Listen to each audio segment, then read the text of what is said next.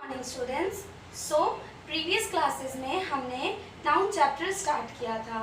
तो हमने नाउन के बारे में क्या पढ़ा था कि नाउन जो होता है it is a name of a person, place, animal और थिंग। नाउन किसी भी पर्सन का, व्यक्ति का मतलब, प्लेस मतलब जगह का, एनिमल मतलब जानवर का और थिंग मतलब किसी भी वस्तु का नाम होता है। तो हम इस डेफिनेशन को अगर छोटी करके बोलें सिर्फ एक लाइन में, तो noun is a naming word. Noun एक नेमिंग वर्ड है जो किसी को भी नेम करता है। फिर हमने नाउन के काइंड्स पढ़े थे। तो नाउन के कितने काइंड्स होते हैं? 5 काइंड्स होते हैं। Common noun, proper noun, collective noun, material noun and abstract noun. फिर हमने कॉमन नाउन पढ़ा था। कॉमन नाउन क्या होता है? The word that name person, places, animals और things। मतलब कोई भी वर्ड जो किसी भी पर्सन, प्लेस, एनिमल या थिंग को नेम करे। कॉमन वर्ड से हमें ये पता चलता है कि जो पूरी प्रजाति को कहे, पूरी प्रजाति को जो डिनोट करे। जैसे हम बोलेंगे द बॉय इज स्लीपिंग, तो बॉय जो है वो एक पर्सन को डिनोट कर रहा है ना, लेकिन वो बॉय है। ओके। देन फिर हमने प्रॉपर नाउन में क्या पढ़ा था?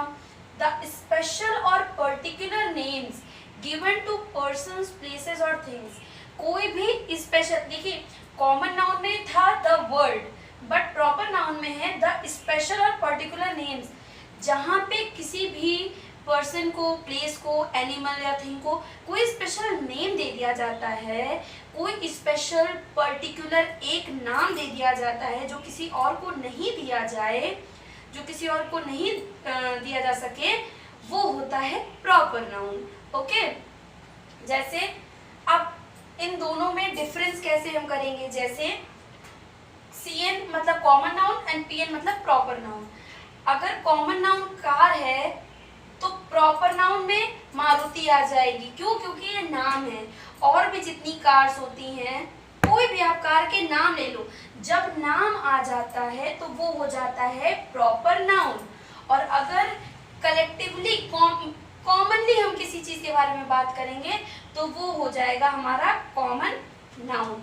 जैसे बॉय, बॉय कॉमन नाउन हो गया, लेकिन अगर उसी बॉय का हम नाम दे दे राम, श्याम, कुछ भी नाम, तो वो हो जाएगा proper noun. Okay.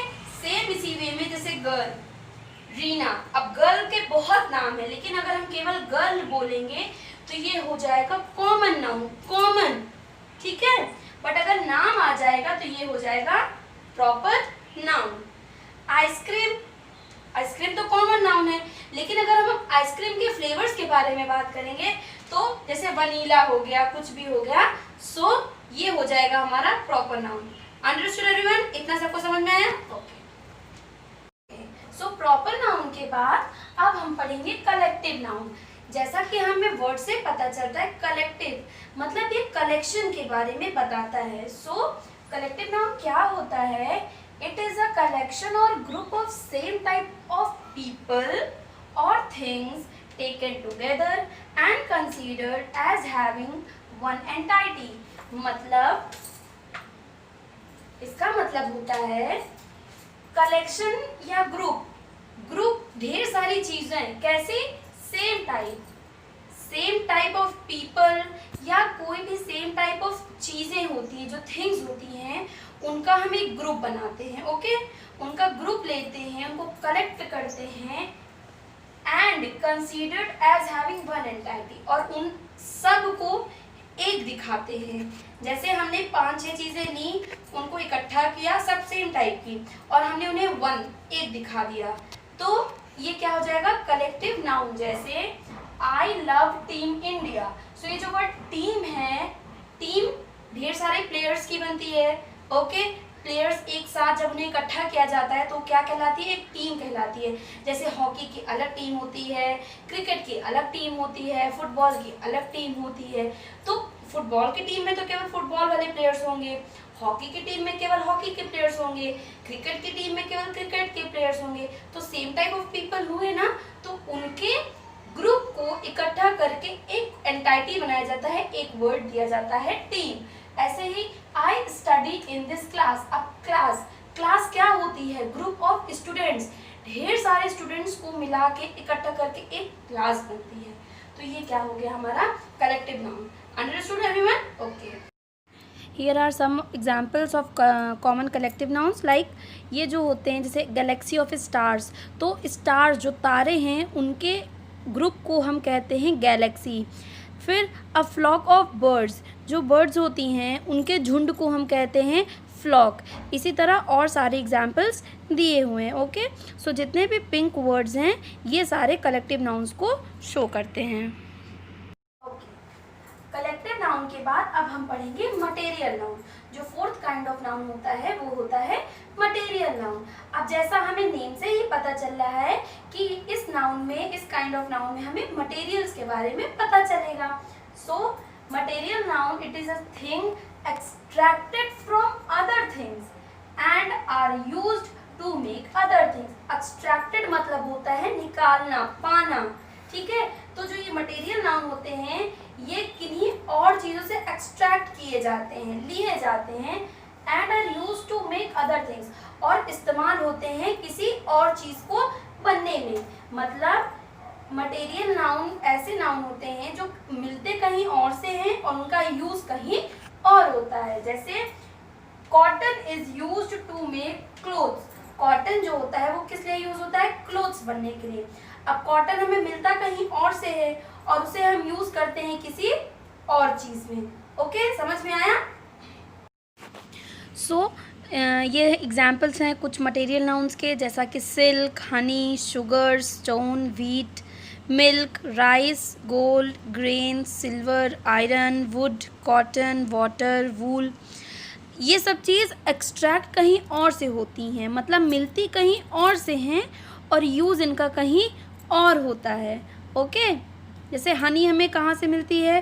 Honey bee से मिलती है, लेकिन इसका यूज़ हम कहीं और करते हैं। इसी तरह सारे एग्जाम्पल, इसके और भी एग्जाम्पल्स हैं। Okay everyone, now last one is हमारा एब्स्ट्रैक्ट नाउन। एब्स्ट्रैक्ट ये जो नाउन होता है, अभी तक हमने नाउन में जितना भी पढ़ा, जब हमने फर्स्ट डे नाउन की डेफिनेशन पढ़ी थी तो हमने उसमें ये भी पढ़ा था कि ये क्वालिटीज़ को, स्टेट ऑफ माइंड को, इन सब चीज़ों को भी डिफाइन करता है। यहाँ पे इस नाउन में हम पढ़ेंगे कि वो चीज़ें हम कैसे यूज़ करते हैं। So abstract noun it is a name given to a condition, quality, feeling और thought that we can only think और feel but can not touch and see. मतलब ये जो एब्स्ट्रैक्ट नाउन होता है ये नाम किसको दिए जाते हैं? किसी भी क्वालिटी को, खासियत को, किसी भी कंडीशन को, किसी भी फीलिंग को। और ये सब जो नेम्स होते हैं, जो ये एब्स्ट्रैक्ट नाउन होते हैं, इन्हें हम सिर्फ थिंक मतलब सोच सकते हैं और फील कर सकते हैं, ना तो इन्हें हम टच कर सकते हैं, कैन नॉट टच एंड सी, ना तो इन्हें हम देख सकते हैं और ना इन्हें हम टच कर सकते हैं। इन्हें हम सिर्फ फील कर सकते हैं और थिंक कर सकते हैं। For example, he is too old, वह बहुत बुढ़ा है। ओल्ड मतलब जो ओल्ड होता है वो एक लाइफ की कंडीशन को, एक स्टेट को डिफाइन करता है कि इसकी अवस्था कैसी हो गई है, बहुत बुढ़ी हो गई है, ये बहुत बुढ़ा हो गया है। तो इस अवस्था को हम सिर्फ महसूस ही तो कर सकते हैं ना। अब बुढ़ापन कोई चीज़ तो नहीं कि उसे हम टच करके देख सकें, उसे हम फील कर सकते हैं। हमारा जो ओल्ड एज होता है, हमारा जो चाइल्ड एज होता है, इन सब चीज़ों को जो हमारी कंडीशन से स्टेट होती है ना, हम फील कर सकते हैं। Then he is so kind, वह कितना काइंड, अच्छा है। तो किसी की अच्छाई को, अच्छाई उसकी क्वालिटी हो गई ना, तो किसी की अच्छाई को हम ना तो टच कर सकते हैं ना देख सकते हैं, हाँ हम उसे फील कर सकते हैं, क्योंकि वो हमारे साथ कुछ अच्छा करेगा तो हमें पता चलेगा हाँ ये बहुत अच्छा है। तो ये थे हमारे 5 काइंड्स ऑफ नाउन जो हमने डेफिनेशन और एग्जाम्पल्स के साथ पढ़े। आपको कोई भी प्रॉब्लम हो आप लोग मुझसे फिर से पूछ सकते हैं। Thank you students. Now these are some of the examples of the abstract noun. ये एब्स्ट्रैक्ट नाउन के कुछ एग्जाम्पल्स हैं।